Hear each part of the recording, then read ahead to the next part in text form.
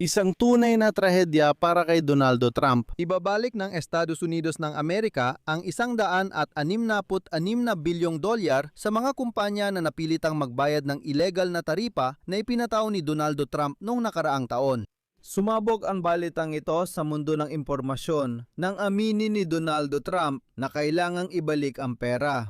Nangingit-ngit si Donaldo Trump at inatake ang kataas-taasang hukuman ng Amerika, pati ang Republikanong Partido dahil walang tumulong sa kanya laban sa kahihiyan. Sabi ni Trump, pwedeng lampasan ng batas para hindi mapahiya at hindi na kailangan pang ibalik ang 166 na bilyong dolyar.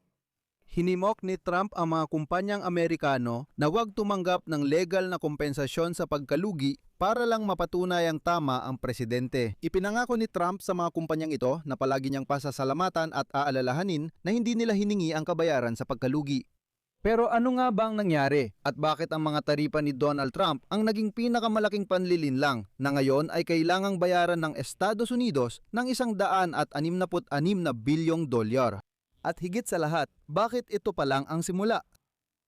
Ako si Alexei Pechi, pag-usapan natin ito ng sama-sama. Pero bago tayo magsimula, hinihiling ko na mag-subscribe kayo sa channel na ito, i-like ang episode at mag-iwan ng kahit anong komento sa ilalim ng video.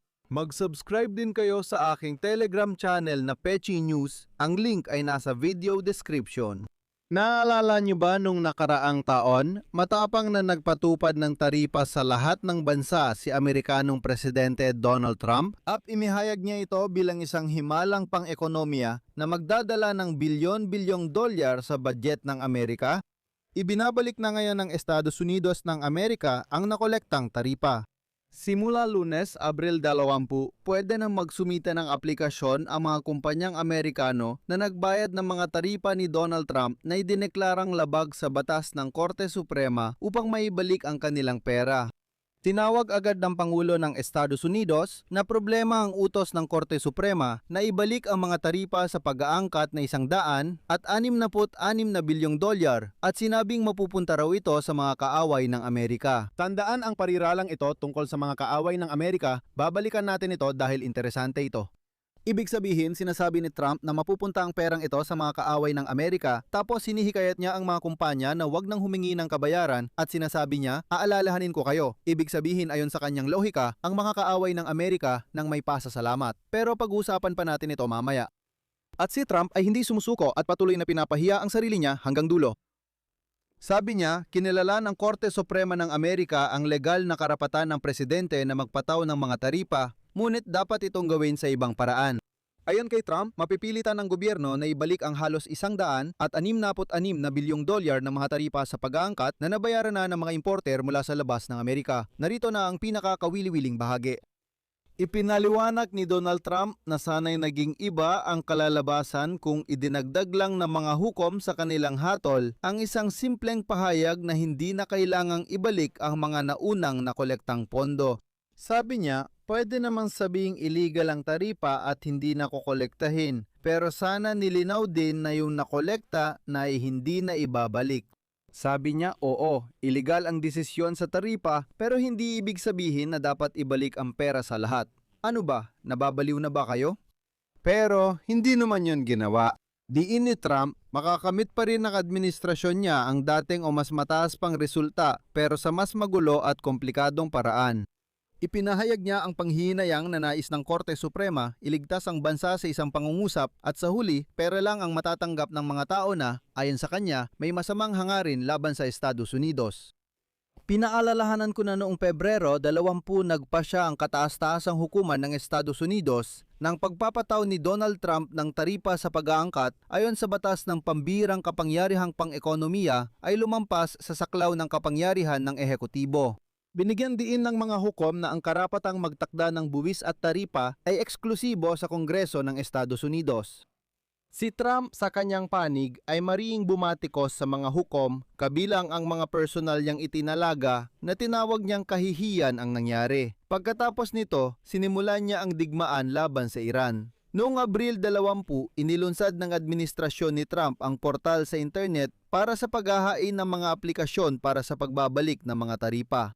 Hindi tinalakay ng Korte Suprema ng Estados Unidos kung paano dapat ibalik ng pamahalaan ang mga taripang binayaran ayon sa batas ng internasyonal na pambihirang kapangyarihang pang-ekonomiya. Ngunit noong nakaraang buwan, inatasan ng hukuman sa internasyonal na kalakalan ng administrasyon ni Donald Trump na simulan ng proseso ng pagbabalik ng bayan. Ayon sa proseso, dapat ibalik sa mga kumpanya ang kanilang pera sa loob ng 60 hanggang 90 araw mula sa petsa ng pagsusumite ng aplikasyon. At ngayon, ang pinakamahalaga. Ayon sa datos ng Serbisyo ng Adwana ng Estados Unidos, hanggang noong ika-4 ng Marso pa lamang, 330,000 importer ang nagbayad ng mga taripa sa adwa na may kabuuang halaga na humigit kumulang 166 na bilyong dolyar. At ngayon, kailangang maibalik sa lahat ng importer na ito ang lahat ng perang yon. Pero maliit na bagay lang yan. Ang pangunahing bahagi ng pasaning buwis sa adwana na umaabot sa 70% ay pinasa ng mga kumpanya at mahalaga ng mga mamimili. Karaniwang mamimili mga Amerikano. At ngayon, obligado silang ibalik ang pera sa mga mamimili ayon sa desisyon ng korte. Ibig sabihin kahit bawat Amerikano na bumili at nagbayad ng ilang sentimo o dolyar para sa taripa, obligado rin silang ibalik ang pera. Halimbawa, nangako na ang FedEx at Costco na babayaran ang kanilang kliyente para sa pinsalang dulot ng mga taripa ni Donald Trump. Kung paano ito mangyayari, di pa lubusang naiintindihan. Isipin mo na lang na yon kailangan ng kumpanyang FedEx na muling bilangin ang milyon-milyong transaksyon ng kanilang mga kliyente, kalkulahin kung magkanong nabayaran sa mga ilegal na taripa at pagkatapos ay kahit paano ay maibalik ang terang yon sa milyon-milyong kliyente. Walang nakakaalam kung paano ito mangyayari. Ngayon, narito na ang nakakatawang bahagi ng balita, sabi nga nila. Hinimok ng Pangulong Donald Trump ng Estados Unidos ang mga Amerikanong korporasyon na huwag nang humingi ng refund para sa mga customs duties na nagkakahalaga ng 166 na bilyong dolyar at hindi ito biro. Hiniling talaga ni Trump sa mga kumpanya na huwag bawiin ang pera dahil sa kanyang pagkakamali.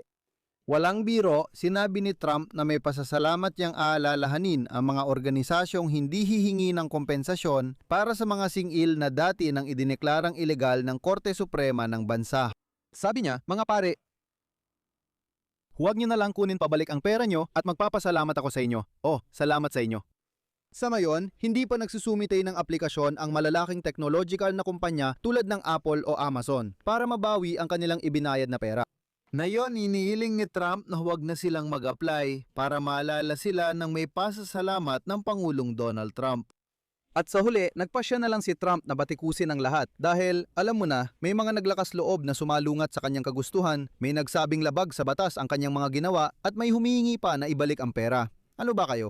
Pinuna ni Donald Trump ang asal ng mga hukom na Republikano sa Korte Suprema, sinabi niya na ang mga Demokrat ay bumoboto bilang isang solidong blok, samantalang ang mga Republikano ay palaging nagpapatalo sa kanila. CP mula kay Donald Trump, paano hindi masiyahan ng mga Demokrat sa boto ng Korte Suprema ng Estados Unidos? Ang mga Demokrat na hukom ay laging nakakaisa at hindi lumilihis sa baluktot at masamang pulisiya. Идей и дел, представленных им. Palagi silang bumoboto bilang isang grupo o blok. Ang mga Republikanong hukom ay hindi nagkakaisa. Paulit-ulit nilang ibinibigay ang panalo sa mga Demokrat tulad ng halimbawa ang napakalaking halagang cash na 100 at 66 na bilyong dolyar sa isang napakalaking. По решению по тарифам. Ang ilang Republikanong hukom ay naging mahina, hangal at masama, lubos na nilabag ang mga pinaninindigan daw nila. Hindi maipaliwanag at nakakahiya ang pagbibigay ng 100 at 60 bilyong dolyar na refund ng taripa sa mga matagal nang nanlalamang sa bansa. Ang desisyon nila sa taripa ay naging isang hindi kailangang at magastos na sampal sa mukha para sa Estados Unidos at isang malaking tagumpay para sa kanilang mga kalaban. Ngayon, gusto kong tanungin ang mga taga-suporta ni Donald Trump, lalo na yung mga nagkokomento at nagsasabing, Pechi, wala kang alam. Si Donald Trump ay haligi ng kaisipan at dakilang politiko ngayon. Ito ang mga taong gumagawa ng ganitong kabaliw-baliwang komento. Ano masasabi niyo sa mga ganitong balita? Naalala ko, sabi mo noon magaling si Trump dahil sa mga taripa niya. Ngayon, uunlad daw ang Amerika at kikita ng bilyon-bilyon dahil dito. Ngayon, kailangan nang ibalik ang mga taripang iyon. Dito ako maglalagay ng 3 tuldok. Isulat ninyo ang inyong opinyon at mga konklusyon sa mga komento sa ilalim ng episode na ito. Mag-subscribe kayo sa channel, pindutin ang kampana at huwag kalimutang mag-like. Kung gusto ninyong suportahan ang trabaho ng YouTube channel na ito at naniniwala kayong mahalaga at kailangan ang ginagawa nito, maaari kayong magbigay ng donasyon o mag-subscribe bilang sponsor ng channel na ito o mag-donate sa anumang paraan na komportable para sa inyo. Lahat ng mga link at detalye ay nasa deskripsyon ng video na ito. Lubos akong magpapasalamat sa anumang suporta mula sa inyo at mag-subscribe din kayo sa Telegram channel na Pechi News. Nasa deskripsyon din ang link. Iyon lang po. Ingatan ninyo ang inyong sarili. Paalam sa lahat.